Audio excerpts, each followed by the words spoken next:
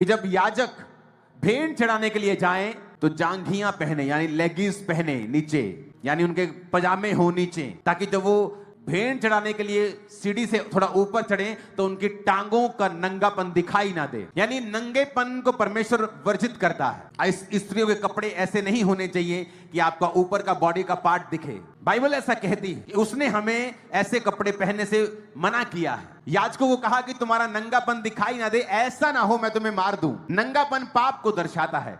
इस हवा और आदम ने जब पाप किया तो उसने कहा हम नंगे हैं।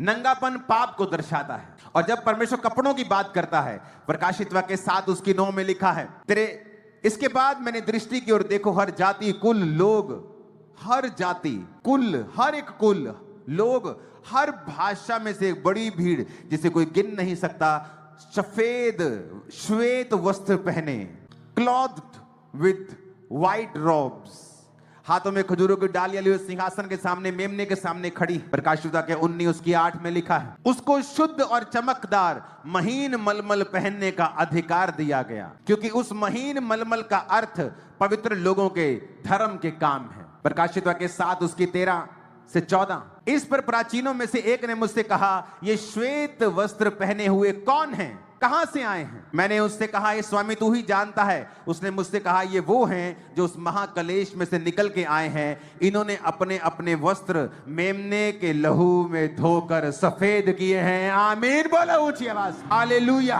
हालेलुया।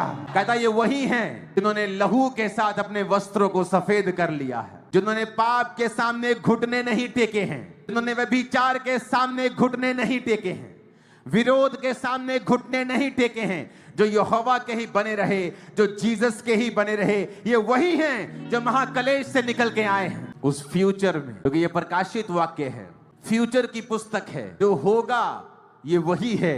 मेरी ये प्रार्थना है, मेरी ये विनती है खुदा के सामने कि जितने आज इस वचन को सुन रहे हैं और सुनेंगे, हम सब उसी भीड़ों में शामिल हो जो व्हाइट वस्त्र पहने स्वर्ग में उसके सामने सेवा करेंगे। आमीन ऊंचे वाला चाहिए चर्च। Hallelujah hallelujah.